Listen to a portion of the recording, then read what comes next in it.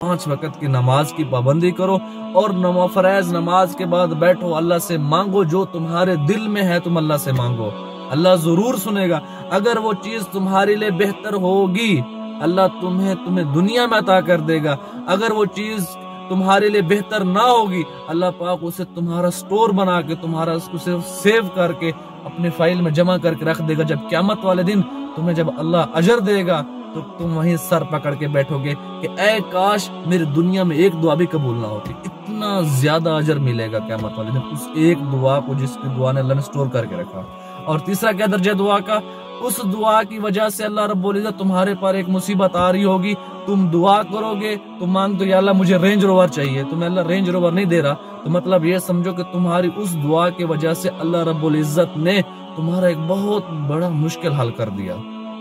تمہیں بہت بڑے نقصان سے بچا لیا، تمہیں بہت بڑے کرب سے بچا لیا۔